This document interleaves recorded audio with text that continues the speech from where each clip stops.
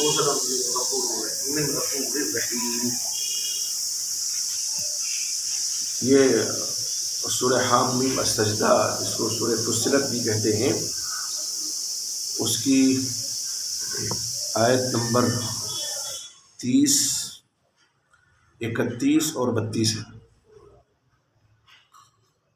اس آیت کریمہ میں اللہ رب العزت نے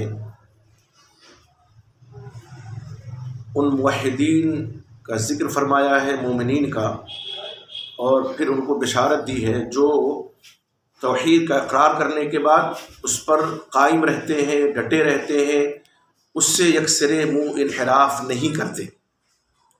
اللہ تعالیٰ فرماتے ہیں ان الذین قالوا ربنا اللہ، یقیناً جن لوگوں نے کہا کہ ہمارا رب اللہ ہے،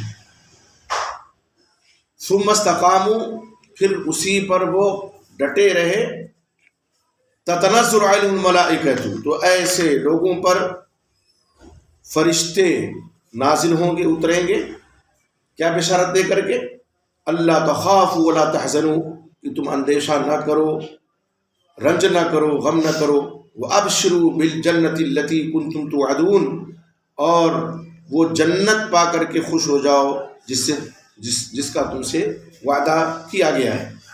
نحن اولیاؤکم فی الحیات الدنیا، ہم تمہارے رفیق تھے دنیا کی زندگی میں، وفی الآخرۃ، اور آخرت میں بھی رہیں گے، وَلَكُمْ فِيهَا مَا تَشْتَهِي أَنفُسُكُمْ، اور تمہارے لیے اس جنت میں وہ چیز ہے جس کا تمہارا نفس چاہے، جسے تمہارا دل چاہے، تمہارا جی چاہے جسے، وَلَكُمْ فِيهَا مَا تَدَّعُونَ، اور تمہارے لیے اس جنت میں وہ کچھ ہے جو تم مانگو گے۔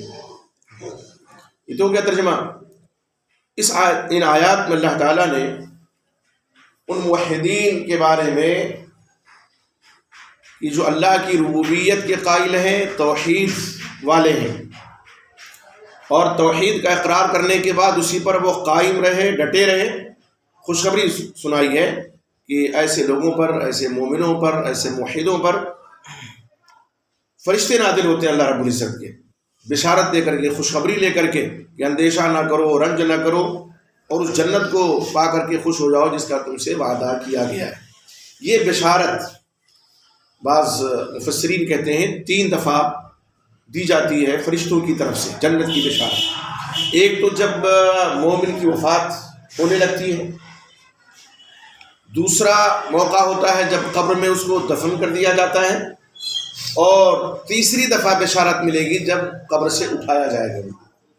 تو یہ خوشخبری فرشتے ایسے مومنوں کو جو توحید والے ہیں، توحید پر قائم ہیں، اسی پہ ڈٹے ہوئے ہیں، یہ بشارت خوشخبری فرشتے ان کو دیتے ہیں۔ اور اللہ تعالیٰ مزید فرماتے ہیں کہ ہم تمہارے رفیق تھے دنیا میں بھی اور آخرت میں بھی رہیں گے، اور جو کچھ تمہارا دل چاہے گا، تم چاہو گے، تمہارا نفس چاہے گا، جنت میں سب کچھ ملے گا، اور جو مانگو گے سب ملے گا۔ دل چاہے گا، دل میں خیال آیا، مل جائے گا کہ یہ چیز چاہیے، مانگو گے زبان سے، وہ چیز بھی ملے گی۔ ان آیات میں اگر ہم غور کریں تو سب سے پہلی بات یہ ہے کہ یہاں موحدین کے بارے میں اللہ رب العزت فرما رہے ہیں، وہ موحدین جنہوں نے توحید کا اقرار کیا۔ ٹھیک ہے، دعویٰ تو بہت سے لوگ کرتے ہیں توحید کا، لیکن توحید پر قائم نہیں رہتے، تو وہ مومن مراد ہیں جو توحید پر قائم بھی رہیں، ڈٹے بھی رہیں، شرک سے بیزاری کا اعلان کر دیں، ادنا شرک کے قریب بھی وہ نہ جائیں۔ صحیح مسلم کی روایت ہے، حضرت ابو عمرو یا حضرت ابو حمرہ سفیان ابن عبداللہ رضی اللہ تعالیٰ عنہ کہتے قلت، میں نے کہا اے اللہ کے رسول صلی اللہ علیہ وسلم، قل لی قولا، قلت یا رسول اللہ قل لی قولا فی الاسلام لا اسأل احدا غیرک، قال قل آمنت باللہ ثم استقم۔ حضرت سفیان ابن عبداللہ رضی اللہ تعالیٰ عنہ فرماتے ہیں کہ میں نے آپ صلی اللہ علیہ وسلم سے کہا کہ اللہ کے رسول مجھے اسلام میں ایسی بات بتلائیے کہ پھر آپ کے علاوہ کسی سے پوچھنے کی ضرورت نہ پیش آئے، کسی سے۔ اللہ کے نبی محمد رسول اللہ صلی اللہ علیہ وسلم کو اللہ رب العزت نے جوامع الکلم سے نوازا تھا، یعنی کلام بڑا مختصر اور مفہوم اس کا بہت وسیع اور بہت کشادہ۔ ایک قول کہا تھا نا، قل لی قولا فی الاسلام، ایک بات قل لی فی الاسلام قولا، اسلام کے سلسلے میں مجھے ایک بات بتلائیے، اور آپ نے ایک ہی بات بتلائی۔ آپ نے فرمایا قل کہو آمنت باللہ، میں اللہ پر ایمان لایا، ثم استقیم، پھر اسی پر تم ڈٹے رہو، اسی پر قائم رہو۔ آپ دیکھیے سمندر کو کوزے میں بند کر دیا اللہ کے نبی محمد رسول اللہ صلی اللہ علیہ وسلم، سارا اسلام اس ایک قول میں آ گیا۔ وہ لوگ جو اللہ پر ایمان لاتے، اللہ کی ربوبیت کا، اللہ کی الوہیت کا، اللہ کے اسماء و صفات کا اقرار کرتے، ایمان رکھتے ہیں ان تمام چیزوں پر، اور پھر اسی پر وہ قائم رہتے ہیں۔ اب اس جملے سے تمام وہ لوگ نکل گئے جنہوں نے لا الہ الا اللہ تو پڑھ لیا، کہہ دیا اشہد ان لا الہ الا اللہ واشہد ان محمدا عبدہ ورسولہ، لیکن اس پر قائم نہیں رہے، شرک میں لت پت ہو گئے، اللہ اس کے نبی محمد رسول اللہ صلی اللہ علیہ وسلم کے فرمان کے سامنے کسی اور کی باتوں کو ترجیح دینے لگے۔ تب کہاں قائم ہے، کہاں ڈٹے ہوئے ہیں، کہاں مستقیم ہے اس پر، کہاں ٹھہرے ہوئے ہیں اس پر؟ تو اللہ کے نبی محمد رسول اللہ صلی اللہ علیہ وسلم نے جو یہ حدیث ارشاد فرمائی، صحیح مسلم کی روایت ہے، اور کہہ لیجیے اس آیت کی تفسیر بھی ہے، قل آمنت باللہ ثم استقیم، اللہ فرماتے ہیں الذین قالوا ربنا اللہ ثم استقاموا۔ ربنا اللہ سے مراد کیا ہے کہ اللہ کو، جب اللہ رب العزت نے قرآن مجید میں کئی جگہ توحید ربوبیت کو توحید الوہیت کے لیے دلیل کے طور پر پیش کیا ہے۔ قرآن میں اللہ تعالیٰ کے ارشاد فرماتے ہیں وَلَئِن سَأَلْتُم مَّنْ خَلَقَ السَّمَاوَاتِ وَالْأَرْضَ، ان مکے والوں سے پوچھئے، مشرکین مکہ سے، اگر آپ ان سے سوال کریں کہ آسمان و زمین کا خالق کون ہے، لَيَقُولُونَ اللَّهُ، تو یہ ضرور کہیں گے کہ اللہ۔ ان سے سوال کیجئے، آپ اگر ان سے پوچھیں کہ آسمانوں سے بارش کون برساتا ہے، روزی کون دیتا ہے، تو یہ ضرور کہیں گے کہ نہیں۔ تو آپ دیکھیں، خالق ماننا، رازق ماننا، مدبر الامور ماننا، یہی صرف اور صرف اللہ کو، یہی توحید ربوبیت ہے۔ تو ایک طرح سے ان کا جو دعویٰ تھا کہ اللہ خالق ہے، اللہ مالک ہے، اللہ رازق ہے، ان سے سوال کیا جاتا تو صرف اللہ کے نام لیتے تھے اس لیے۔ تو اللہ تعالیٰ نے اس کو دلیل کے طور پر پیش کیا کہ جب تم اللہ کو خالق مانتے ہو، اللہ کو رازق مانتے ہو، وہی روزی رساں ہے، اسی نے تمہاری تخلیق فرمائی ہے، وہی تمہارے امور کو درست کرنے والا ہے، تو عبادت کا مستحق بھی صرف اور صرف وہی ذات ہے۔ کتنی بڑی دلیل ہے، یعنی جس پر ایمان لانے کا تمہارا دعویٰ ہے، عمل بھلے ہو نہ ہو لیکن دعویٰ تو کر رہے ہو نا کہ اللہ خالق ہے، اللہ رازق ہے، اللہ مالک ہے، تو اس دعوے میں تم کھرے کب اترو گے؟ جب صرف اور صرف اللہ کی عبادت کرو۔ صرف یہ کہہ دینا کہ اللہ خالق ہے، اللہ مالک ہے، اور توحید الوہیت کا اقرار نہ کرنا، اللہ کی عبادت نہ کرنا، صرف اور صرف توحید الوہیت کو توحید عبودیت بھی کہتے ہیں۔ توحید کی 3 قسمیں ہیں نا، توحید ربوبیت، توحید الوہیت یا عبودیت، اور توحید اسماء و صفات۔ توحید ربوبیت یعنی صرف اور صرف اللہ کو خالق، رازق، مالک ماننا، یہ توحید عبودیت یعنی صرف اور صرف اللہ کی عبادت کرنا۔ عبادت کی جتنی قسمیں ہیں سب اللہ کے لیے، خاص کر کے اخلاص کے ساتھ اللہ ہی کی عبادت کرنا۔ اور اسماء و صفات کیا ہے کہ اللہ کی جو اسماء، اللہ کی جو صفات قرآن اور حدیث میں جس طرح وارد ہیں ان پر ایمان لانا۔ آپ دیکھیں گے امت میں کئی گروہ میں جب امت بٹی، ایک فرقہ جہمیہ آیا، جہم ابن صفوان بہت پڑھا لکھا انسان نہیں تھا، لیکن بڑا زیر تھا، چالاک تھا۔ اس سے بعض زنادقہ نے، زندیقوں نے سوال کر دیا کہ صف لنا ربک، ہمارے لیے اپنے رب کی صفت بیان کرو، ہمارے لیے اپنے رب کی صفت بیان کرو۔ اب جواب اسے جب نہیں سوجھا، اور جواب تھا اللہ کے نبی محمد رسول اللہ صلی اللہ علیہ وسلم سے بھی یہودیوں نے یہی سوال کیا تھا کہ صف لنا ربک۔ اللہ رب العزت نے سورہ اخلاص کا، جس کو ہم قل هو اللہ احد کہتے ہیں نا، اس کا نزول فرمایا۔ اس میں توحید کی تینوں قسمیں ہیں، توحید ربوبیت بھی ہے، توحید الوہیت بھی ہے، اور توحید اسماء و صفات بھی ہے۔ تو ظاہر سی بات ہے، یہ سوال جب اس سے کیا گیا اور ظاہر گہرا علم نہیں تھا اس کے پاس، جواب نہیں اس سے بن پڑا، گھر میں گھسا، کئی دن تک بیٹھا رہا گھر میں، کئی دن تک۔ اور جب نکلا تو اس انکار کے ساتھ کہ اللہ رب العزت نعوذ باللہ صفات سے عاری ہے، صفات، اللہ کی صفات کا اس شخص نے انکار کر دیا۔ پھر اسی سے جہمیہ کا وجود ہوا۔ اب یہاں دیکھیں کہ اللہ رب العزت کی صفات قرآن مجید میں جس طرح، احادیث رسول میں جس طرح وارد ہیں، ہمیں ان پر اسی طرح ایمان لانا چاہیے کہ نہیں؟ سلف صالحین کا، صحابہ کرام کا، امامان دین کا یہی منہج تھا، یہی عقیدہ تھا کہ اللہ کی صفات جس طرح قرآن حدیث میں وارد ہیں، ہمیں ان صفات پر اسی طرح ایمان لانا ہے، ٹھیک ہے؟ بلا مثال دیے ہوئے، بلا تشبیہ دیے ہوئے، بلا کیفیت بیان کیے ہوئے، اور بلا تعطیل کے، یعنی اللہ کو اس کی صفات سے الگ نہیں کر سکتے۔ اللہ کی صفات قدیم ہیں۔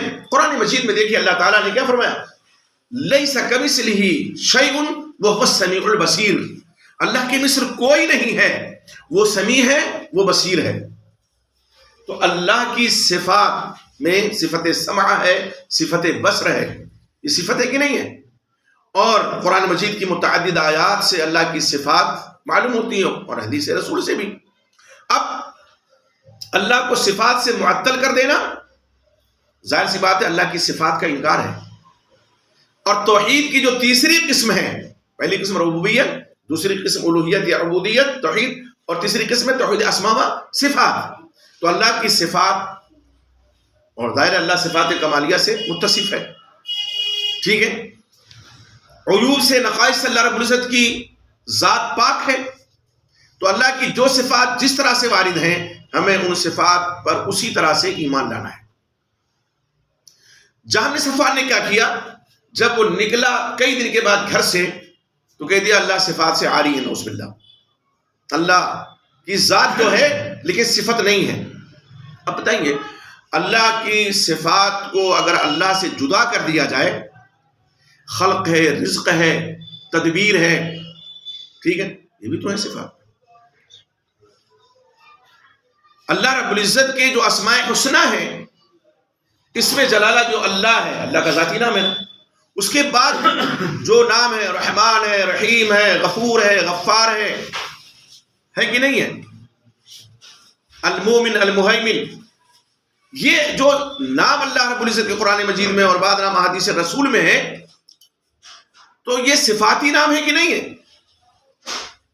اللہ رب العزت کی صفات کا اس شخص نے انکار کر دیا۔ امام مالک رحمۃ اللہ علیہ، امام دار الحجرہ، امام مالک رحمۃ اللہ علیہ بہت پائے کے امام تھے، عالم تھے، اور چونکہ مدینہ علم حدیث کا گہوارہ تھا، امام مالک رحمۃ اللہ علیہ کے شاگرد رشید ہیں امام شافعی رحمۃ اللہ علیہ۔ وہ امام مالک رحمۃ اللہ علیہ کے بارے میں فرماتے ہیں لا یفتى مالک فی المدینہ، جب تک مدینہ کے امام مالک کو فتویٰ نہیں دے سکتا۔ اب وہ امام مالک رحمۃ اللہ علیہ الاستواء کے بارے میں کیا فرماتے ہیں، اور ان کے استاد ہیں ربیعۃ الرائے رحمۃ اللہ علیہ، ٹھیک ہے، جو امام حنیفہ رحمۃ اللہ علیہ کے اساتذہ میں آتے ہیں۔ فرماتے ہیں الاستواء معلوم، استواء کیا ہے؟ معلوم ہے کہ اللہ مستوی ہے، یہ صفت ہے اللہ کی نا، اور رحمان علی العرش استوى، اللہ نے یہ فرمایا ثم استوى علی العرش، کہتے ہیں الاستواء معلوم، استواء معلوم ہے، والکیف مجہول، اللہ مستوی ہے عرش پر لیکن کیسے یہ نہیں معلوم، والایمان به واجب، اس پر ایمان لانا کیا ہے؟ واجب ہے، ضروری ہے، والسؤال عنہ بدعہ، لیکن اس کے بارے میں سوال کرنا بدعت ہے۔ تو اس سے کیا معلوم ہوا کہ اللہ کی جو صفات جس طرح وارد ہیں ہمیں اللہ کی ان صفات پر اسی طرح سے ایمان لانا چاہیے. انہی میں صفت سمع ہے، بصر ہے. اور اللہ تعالیٰ نے بہت واشگاف الفاظ میں فرمایا کہ لیس کمثلہ شیء وہو السمیع البصیر. اللہ کے مثل کوئی نہیں ہے، وہ سمیع ہے، بصیر ہے. تو جہم صفوان نے یہ عمل کیا اور اس کے فالوور جہمیہ کہلائے.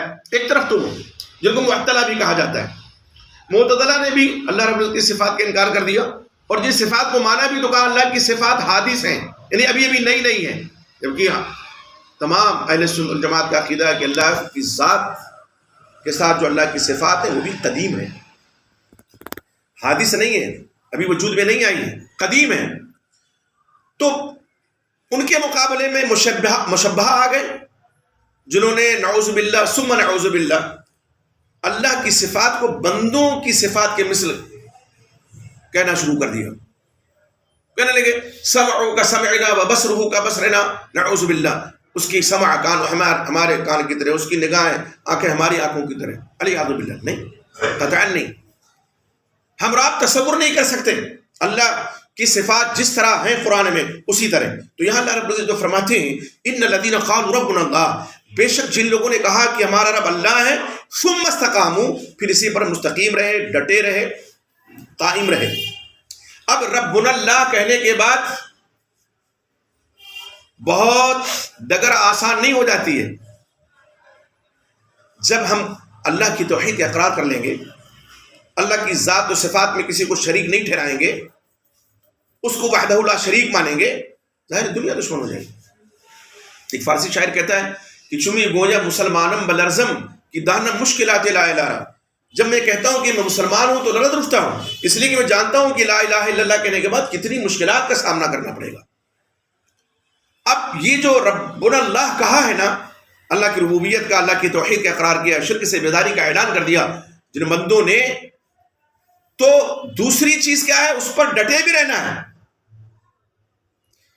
حالات کا، حوادث کا، مصائب کا، آلام کا مقابلہ کرنا ہے.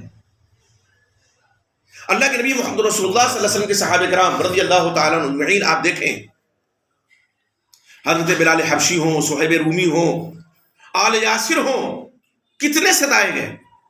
حضرت بلال رضی اللہ تعالیٰ عنہ کو باقاعدہ طور پہ گرم پتھر پہ لٹایا جاتا، اوپر سے گرم پتھر ننگی پیٹھ پہ، لیکن کہتے تھے احد احد، اللہ ایک ہے، ایک.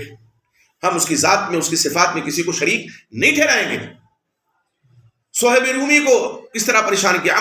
اور آل یاسر کا معاملہ تو یہ ہے کہ اللہ کے نبی محمد رسول اللہ صلی اللہ علیہ وسلم نے فرمایا اصبروا علی یاسر، اے آل یاسر تم صبر کرو، فإن موعدکم الجنہ، وعدہ تمہارا جنت، جنت. حضرت عمار بن یاسر کی والدہ محترمہ کو ابو جہل العین نے کس طرح ان پر ذاتی کی ظلم کیا. ایک ان کا پیر ایک اونٹ کے اس میں باندھا اور دوسرا پر، اور پھر اونٹوں کو دو مخالف سمتوں میں دوڑا دیا.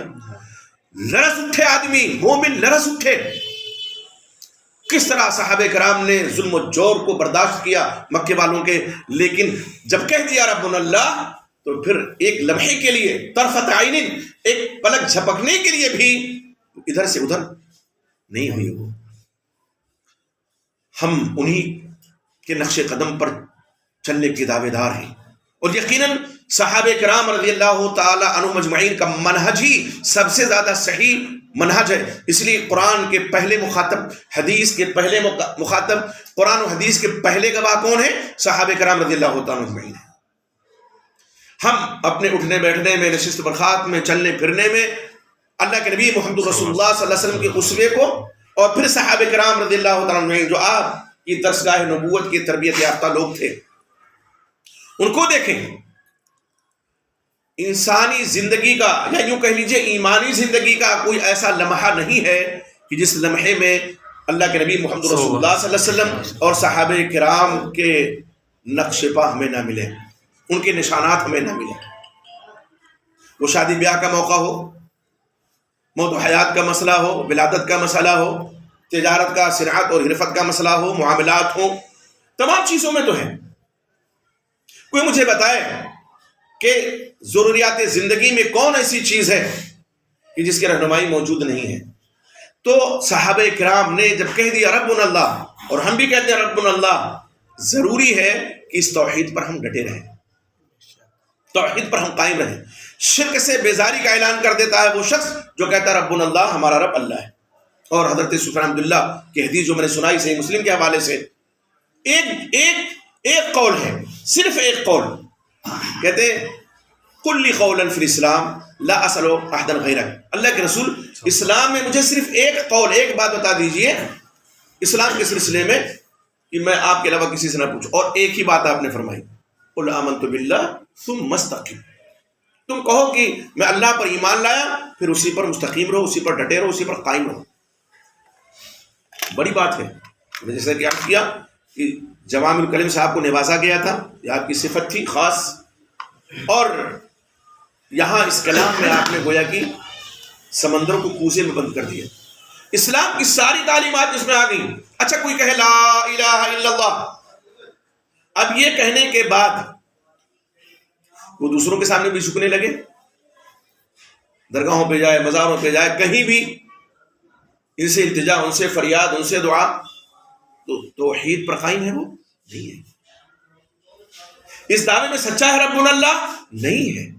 اسی لیے ساتھ ہی اللہ نے فرمایا ثم استقاموا، یہ دونوں چیزیں ضروری ہیں، زبان سے، دل سے اقرار، زبان سے کہو ایمان تین چیزوں کے مجموعے کا نام ہے نا، اقرار باللسان، زبان سے اقرار، لا الہ الا اللہ نے زبان سے کہا، تصدیق بالجنان، دل سے تصدیق، جس چیز کا اقرار ہم زبان سے کر رہے ہیں دل سے اس کی تصدیق کریں، اور تیسرا کیا ہے، جزء عمل بالارکان، ارکان پر عمل کرنا ارکان اسلام۔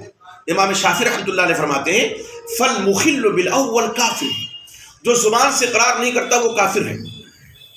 ایک آدمی اقرار ہی نہیں کر رہا ہے، ایک شخص ہے جو اقرار تو کرتا ہے، والمخل بالثانی منافق، زبان سے اقرار کر رہا ہے لیکن دل سے تصدیق نہیں کر رہا، جیسے مدینے کے منافقین تھے، جب آپ صلی اللہ علیہ وسلم کی خدمت میں آتے تو کیا کہتے تھے، نشہد انک لرسول، ہم تاکید کرتا ہے کہ ہم گواہی دیتے ہیں بے شک البتہ آپ اللہ کے رسول ہیں، لیکن جب اپنے لوگوں میں جاتے تھے تو کہتے تھے ان کے ساتھ مذاق کر رہے ہیں۔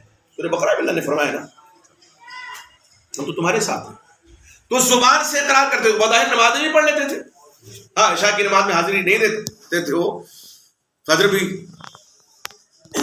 ان کی کچھ علامتیں آج امت میں پائی جاتی ہیں، امت میں منافق تو نہیں ہے لیکن نفاق کی علامتیں تو ہیں، مؤذن پکارتا رہ جاتا ہے بیچارہ، عشاء میں فجر میں بہت کم لوگ جاتے ہیں۔ آپ دیکھیں کس کی سنت ہم تازہ کر رہے ہیں، کس کے منہج پہ چل رہے ہیں، صحابہ کرام کے جو حیا علی الصلاۃ سنتے ہوئے مسجد کی طرف قدم بڑھا دیتے تھے، اور نماز کی طرف، حیا علی الفلاح سنتے ہوئے اور کامیابی کی طرف، اپنی کامیابی کی طرف ہمیں جانا ہے، دوسری طرف قدم بڑھا دیتے تھے، تو کس کی سنت ادا ہو رہی ہے، کس کے منہج پہ چل رہے ہیں؟ تو یہاں صحابہ کرام رضی اللہ تعالیٰ عنہ اجمعین کو ہم دیکھیں کہ انہوں نے کس طرح سے جب توحید کا اقرار کر لیا تو اسی پر ڈٹے رہے۔ ہمیں بھی چاہیے کہ توحید کا اقرار کرنے کے بعد اسی پر ڈٹے رہے۔ امام شافعی کیا فرماتے ہیں، والمخل بالثانی منافق، جو زبان سے تو اقرار کرتا ہے لیکن دل سے تصدیق نہیں کرتا ہے وہ منافق ہے۔ والمخل بالثالث فاسق، ایک آدمی زبان سے بھی اقرار کرتا ہے، دل سے بھی تصدیق کر رہا ہے کلمے کی، لیکن عمل نہیں کرتا، نماز روزہ کا اہتمام نہیں کرتا، وہ کیا ہے، فاسق ہے۔ اور معلوم ہے فسق یہ گناہ تو ہے، لیکن یہ اگر دھیرے دھیرے اس کا انبار لگتا جائے تو پھر نفاق اور کفر تک جانے سے اللہ کے علاوہ دنیا کی کوئی طاقت نہیں بچا سکتی اس کو۔ جب فسق کا انبار لگ جاتا ہے نماز چھوڑنی پڑے، روزہ آ گیا بھیڑ بکری کی طرح سے منہ چلاتی پھر رہے۔ ہاں بعض لوگوں کو یہ ہوتا ہے کہ بھی ایک دم کا ہے تو چلو جمعہ کی نماز پڑھ لیں، کچھ لوگ جنازے کی نماز پڑھ لیتے ہیں، یا عیدین کی نماز جو سال میں 2 دفعہ آتی ہے نماز ہے دونوں، یہ اسلام نہیں ہے۔ اور یقیناً وہ لوگ اللہ رب العزت کی اس بشارت کے جو فرشتے لے کر کے اترتے ہیں مستحقی نہیں ہیں، انہوں نے بے شک کہہ دیا یہ ربنا اللہ، لیکن ثم استقاموا پہ وہ کھڑے نہیں اترے، تب یہ جو بشارت ہے اللہ رب العزت نے فرمایا تتنزل علیہم الملائکہ، ایسے لوگ جو کہتے ہیں ہمارا رب اللہ ہے، توحید کا اقرار کر لیا، پھر اسی توحید پر وہ ڈٹے رہے، اللہ فرماتے ہیں کہ ان پر فرشتے نازل ہوتے ہیں، فرشتے اترتے ہیں خوشخبری لے کر کے، بشارت دے کر کے، اللہ تخافوا، ڈرو نہیں، اندیشہ نہ کرو، ولا تحزنوا، غم نہ کرو، رنج نہ کرو، وابشروا بالجنہ، اندیشہ یقین جانیے جو توحید والا ہوتا ہے وہ اندیشے سے آزاد ہو جاتا ہے. جس کے دل میں اللہ کی توحید بس جائے, اللہ کا خوف آ جائے, وہ کسی اور سے ڈر نہیں سکتا. اور مومن مصائب میں, آلام میں, پریشانیوں میں اس کا ایمان تقدیر پر ہے کہ اللہ نے جو تقدیر میں لکھا ہے وہ ہو کر کے رہے گا. قرآن مجید میں اس نے پڑھا ہے ان مع العسر یسرا, ہر تنگی کے ساتھ آسانی ہے. تو اللہ رب العزت سے اپنے دھیان کو نہیں ہٹاتا, اللہ پر بھروسہ کرتا ہے کہ آج کچھ پریشانی ہے اس پر انشاءاللہ حالات سدھریں گے. اللہ نے جو ہماری تقدیر میں لکھا ہے وہ ہمیں مل کر کے رہے گا. تو اس کا دل مطمئن ہو جاتا ہے. مصائب و آلام میں مومن کا دل مطمئن رہتا ہے کہ وہی ہوگا جو اللہ چاہیں گے اور وہی ملے گا جو اللہ دیں گے, اور جو تقدیر میں پہلے ہی لکھ دیا گیا ہے. انسان کی تخلیق سے 50,000 سال پہلے تقدیر لکھ دی گئی, اور جب ماں کے پیٹ میں بچہ ہوتا ہے تو 4 چیزیں دہرائی جاتی ہیں, لکھی جاتی ہیں. تو یہ تو ہے نا ہمارا ایمان ہے. تو مومن کا دل ہمیشہ مطمئن رہتا ہے, وہ گھبراہٹ کا شکار نہیں ہوتا ہے. وَأَبْشِرُوا بِالْجَنَّةِ الَّتِي كُنْتُمْ تُوعَدُونَ, اور خوش ہو جاؤ وہ جنت پا کر کے جس کا تم سے وعدہ کیا گیا ہے. میں نے جیسے کہ عرض کیا, یہ مفسرین بعض کہتے ہیں یہ بشارت 3 موقع پہ فرشتے دیتے ہیں مومن کو, موحد کو جو توحید پہ قائم رہے. جب جانکنی کا عالم ہوتا ہے, موت کا وقت آتا ہے, تب فرشتے یہ خوشخبری لے کر کے آتے ہیں کہ خوش ہو جاؤ وہ جنت پا کر کے جس کا تم سے وعدہ کیا گیا ہے. تم نے توحید کا اقرار کیا, پھر اسی پر تم ثابت قدم رہے, اسی پر ڈٹے رہے. دوسرا موقع آتا ہے جب قبر میں دفن کر دیا جاتا ہے مومن اور موحد کو, تب بشارت اور خوشخبری فرشتے اس کو سناتے ہیں وہ جنت پا کر. اور تیسرا موقع ہے جب قبر سے مومن اٹھایا جائے گا یا مومنین اٹھائے جائیں گے موحدین, تب یہ بشارت 3 موقع پہ ان کو بشارت اور خوشخبری فرشتے اللہ کی طرف سے دیتے ہیں. فرمایا نحن اولیاؤکم فی الحیاۃ الدنیا وفی الآخرہ, ہم تمہارے رفیق تھے دنیاوی زندگی میں اور آخرت میں بھی. وَلَكُمْ فِيهَا مَا تَشْتَهِي أَنفُسُكُمْ, اور تمہارے لیے جنت میں وہ سب کچھ ہے جس کا تمہارا دل چاہے. دل میں خیال آیا ہمیں یہ چیز چاہیے, تو اللہ تو علیم بذات الصدور ہے نا, فوراً وہ چیز جنت میں حاضر ہو جائے گی. وَلَكُمْ فِيهَا مَا تَدَّعُونَ, اور جو تم مانگو گے وہ بھی زبان ہلاؤ گے, ابھی زبان ہلی نہیں. نعمت اور جنت کی نعمت کے بارے میں اللہ کے نبی محمد رسول اللہ صلی اللہ علیہ وسلم فرماتے کہ نعمت ایسی ما لا عین رأت ولا اذن سمعت ولا خطر علی قلب بشر, ایسی نعمتیں کہ جن نعمتوں کو کسی کان نے سنا نہیں, کسی ما لا عین رأت کسی آنکھ نے دیکھا نہیں, ولا اذن سمعت دیکھنا تو بڑی دور کی بات ہے, کسی کان نے سنا نہیں ان نعمتوں کے بارے میں, اور دیکھنا اور سننا دونوں بڑی بات ہے, کسی کے دل پہ خیال بھی نہیں گزرا. کیسی کیسی نعمتیں اللہ دنیا میں عطا فرمائیں گے, ہے کہ نہیں ہے؟ جو چاہیں گے ملیں, جو چاہیں گے, اور وہ انتہائی صاف ستھری پاک زندگی ہوگی. ٹھیک ہے, تو ہمیں اور آپ کو چاہیے کہ ہم نے توحید کا اقرار کیا ہے, اللہ کو رب مانا ہے, تو اس پر ہم آخری لمحے تک قائم رہیں, ثابت رہیں, ڈٹے رہیں, تبھی ان بشارتوں کے, ان خوشخبریوں کے مستحق ہو سکتے ہیں. آپ بتائیے اس شخص سے زیادہ خوشی کسی, جانکنی کا عالم بڑا سخت عالم ہوتا ہے نا, اللہ اکبر. سکرات موت سے اللہ علیہ وسلم اللہ کی پناہ مانگتے تھے, سختیاں ہوتی. اما عائشہ رضی اللہ تعالیٰ عنہ فرماتی آپ صلی اللہ علیہ وسلم کی وفات کا سانحہ اما عائشہ رضی اللہ تعالیٰ عنہ کی گود میں ہوا نا. کہتی ہے جب کسی قریب العمر کو ہم دیکھتے تھے کہ بہت زیادہ پریشان ہے تو ہم سوچتے تھے یہ گنہگار ہو, لیکن آپ صلی اللہ علیہ وسلم کی جو پریشانی تھی, نبی کو اختیار دیا جاتا ہے آخری وقت میں, دنیا یا اللہ کی نزدیک آخرت. آپ نے کیا فرمایا اللہم الرفیق الاعلی, اور اشارہ کیا آپ نے اپنی انگشت شہادت سے. لیکن نبی پر یہ کیفیت تو عام انسان پر کیوں نہیں ہو سکتی ہے؟ اس لیے اگر جانکنی کے عالم میں کوئی ہے, سختی ہے, تو کبھی بدزنی کا شکار نہیں ہونا چاہیے کہ آدمی بہت گنہگار تھا اس لیے بہت مشکل سے اس کی روح نکلی ہے. کتنے کافر مشرک کیا ہے, روڈ ایکسیڈنٹ میں ختم ہو جاتے, ایک بیگ ایک دم مر گئے, تو کیا مطلب ایک دم. لیکن یہ جو کیفیت ہوتی ہے جس کو طبعی موت کہہ سکتے ہیں، موت تو جیسے لکھی ویسے آئے گی، تو اس میں بہرحال سختی ہوتی ہے. ان الموت سکرات، آپ صلی اللہ علیہ وسلم فرمایا.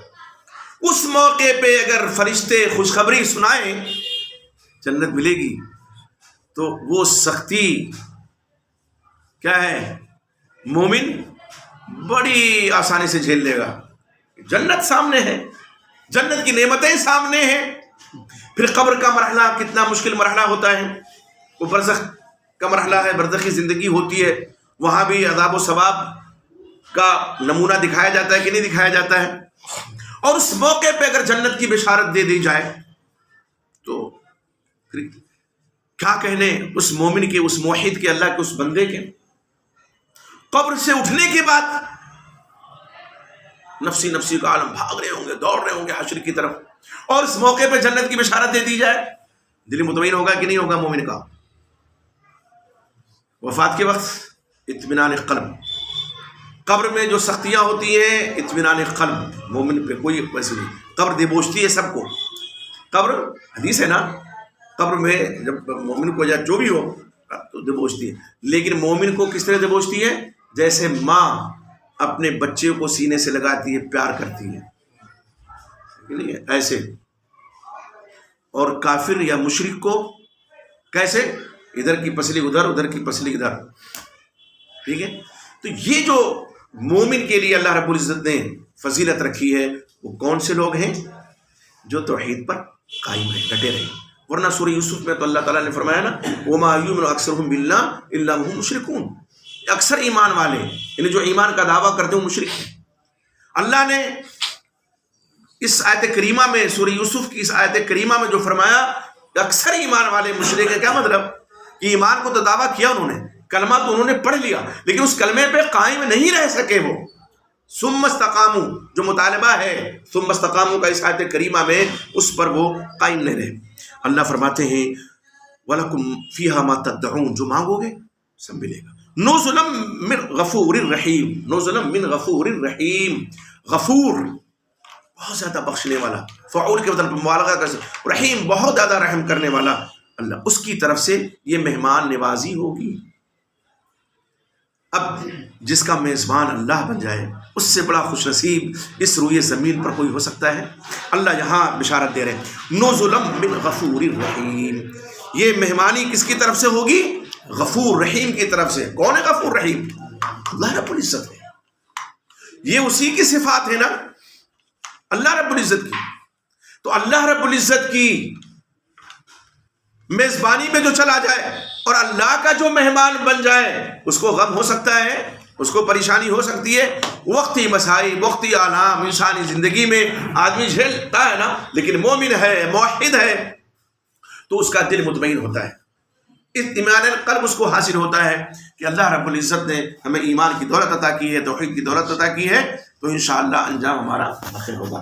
ہمیں اور آپ کو یہ دعا کرنی چاہیے کہ اللہ تعالیٰ نے جس طرح سے ہمیں یہ توفیق بخشی کہ ہم کلمہ گو ہیں، کلمہ پڑھنے والے لوگ ہیں، ہم یہ کہتے ہیں ربنا اللہ، ہمارا رب اللہ ہے، اسی طرح سے اللہ تعالیٰ ہمیں توحید پر قائم رکھے. اور جب ہمارا آپ کا آخری وقت آئے تو ہمارے لبوں پہ اشہد ان لا الہ الا اللہ و اشہد ان محمدا عبدہ ورسولہ کا کلمہ جاری ہو. اللہ تعالیٰ ہمیں آپ کو توفیق عطا فرمائے کہ ہم اسلام پہ رہیں، ایمان پہ قائم رہیں، ایمان پہ ہمارا خاتمہ ہو.